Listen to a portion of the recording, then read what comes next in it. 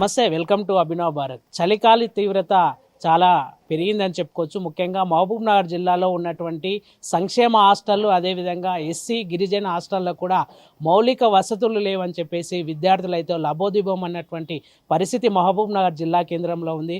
అయితే ప్రస్తుతం మనం ఆ జిల్లా కేంద్రంలో ఉన్నటువంటి బీసీ హాస్టల్లో ఉన్నాం. అయితే బీసీ హాస్టల్లో ఎటువంటి వసతులు ఉన్నాయి ఈ చలికాలానికి సంబంధించి, అదేవిధంగా మహబూబ్ నగర్ జిల్లా కేంద్రంలో కూడా చాలా వరకు కూడా అద్దె భవనాల్లో హాస్టల్ వసతి జరుగుతున్నటువంటి పరిస్థితి అయితే కనబడుతుంది ప్రస్తుతం. అదే విషయంపై మాట్లాడడానికి ఎట్లా ఉన్నాయి హాస్టల్లో వసతులు ఏమున్నాయి అని చెప్పడానికి మనతో పాటు విద్యార్థులు ఉన్నారు, మాట్లాడదాం. మరి చెప్పండి, మీ హాస్టల్ ఏంటి, ఎట్లా ఉన్నాయి వసతులు? మీ హాస్టల్లో మెయిన్ థింగ్ అంటే వాష్రూమ్ సమస్యలు ఉన్నాయి. స్ట్రెంత్ చాలా ఎక్కువైంది కాబట్టి వాష్రూమ్స్ అయితే చాలా తక్కువ ఉన్నాయి. పిల్లలు ఎర్లీ మార్నింగ్ 3కి అట్లా లేచి స్నానాలు చేస్తున్నా కూడా మార్నింగ్ 9 అయినా కూడా కానీ కాలేజీలో పోవడానికి చాలా ఇబ్బంది అవుతుంది. మెయిన్ థింగ్ అది. ఇంకా నెక్స్ట్ వన్, ఇప్పుడు వింటర్ స్టార్ట్ అయింది కాబట్టి లాస్ట్ ఇయర్ కంటే ఈ ఇయర్ శీతోష్ణ స్థితి చాలా పెరిగింది కాబట్టి చాలామంది పిల్లలు చలికి ఇబ్బంది పడుతున్నారు. ఇంకా బెడ్షీట్స్ ఇవ్వాలని కోరుకుంటున్నాం ప్రభుత్వానికి. సో మొత్తం మీ హాస్టల్లో ఎంతమంది ఉంటారు? ఒక 350 స్ట్రెంత్ ఉంటుంది ఇప్పటి వరకు అయితే. ఇంకా కూడా తీసుకుంటా అని చెప్తుంది మేడం. అంటే పిల్లలు వస్తూ ఉన్నారు చాలా మంది, మేడంకి రిక్వెస్ట్ చేస్తున్నారు కాబట్టి వాళ్ళ సిచ్యువేషన్ అర్థం చేసుకొని మేడం తీసుకుంటుంది. కానీ హాస్టల్లో ఏంది మెయిన్ థింగ్ అని అంటే వాష్రూమ్స్ ఇబ్బందే ఉంది మాకు.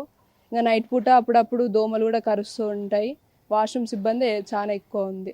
ఓకే, హాస్టల్లో రూములు కావచ్చు, అదేవిధంగా బ్లాంకెట్ల విషయంలో రూములు అన్నీ కూడా కరెక్టే ఉన్నాయి మీకు? ఆ రూమ్స్ అంతా ఆల్ ఓకే, కానీ అంతా ఓకే ఉంది. మెయిన్ థింగ్ అంటే వాష్రూమ్స్ ఇబ్బంది అది ఉండడం వల్లనే పిల్లలు చాలా మంది ఇబ్బంది పడుతున్నారు అంతే. ఒక బెడ్లో ఎంతమంది ఉంటారు? రూమ్కి మినిమం ర్యాక్స్ వచ్చినాయి అన్నమాట. రూమ్లో 3 ర్యాక్స్ ఉంటే 9 మెంబర్స్ ఉంటారు, 4 ర్యాక్స్ ఉంటే 12 మెంబర్స్ ఉంటారు. ర్యాక్స్ కూడా అంటే ర్యాక్స్ని బట్టి రూమ్కి స్ట్రెంత్ ఉంటుంది అన్నమాట. రూమ్స్ ఇబ్బంది అంటే ఏం లేదు. ఇంకా కొంతమంది విద్యార్థులు ఉన్నాము. చెప్పండి, మీ పేరేంటి, మీరు ఇక్కడ ఎక్కడి నుండి వచ్చారు, ఎట్లా ఉండే వసతులు ఇక్కడ? వసతి అంటే బాగానే ఉంది, కానీ వాష్రూమ్స్లో మళ్ళీ వాటర్ లీక్ అవుతున్నాయి, స్మెల్ వస్తుంది. మెయిన్ అదే ఎక్కువ, అంటే దోమలు బాగా గరుస్తున్నాయి.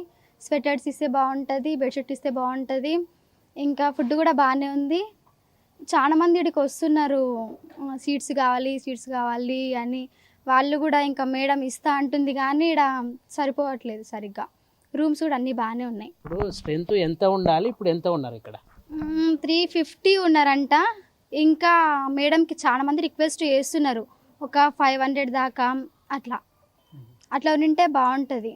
ఇంకా ఇక్కడ ఏమంటారంటే బెడ్షీట్లు, స్వెటర్స్, ఇంకోటి ఏంటంటే మంచాలు అవి ఏం లేవు, కిందనే పడుకుంటున్నాం అందరం.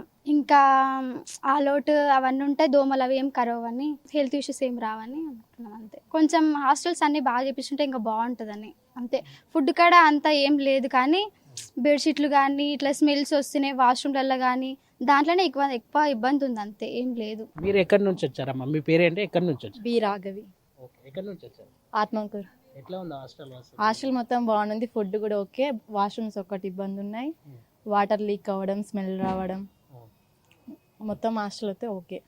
బెడ్షీట్స్ సంబంధించి వింటర్ సీజన్ కాబట్టి బెడ్షీట్స్ అవసరం. ఎందుకంటే చలికాలంలో వాష్రూమ్స్ ఇబ్బంది ఉండడం వల్ల కొంతమంది నైట్ టైంలో స్నానం చేసి పడుకోవడం, మార్నింగ్ టైం 3కి లేచి స్నానం చేయడం అటువంటివి చేస్తారు. వాష్రూమ్స్ ఒక్కటి ఇబ్బంది లేకుంటే పర్లేదు. ఇంకా మీకు ఏం కావాలనుకుంటున్నా ప్రభుత్వం అంటే ఏం కావాలనుకుంటున్నా?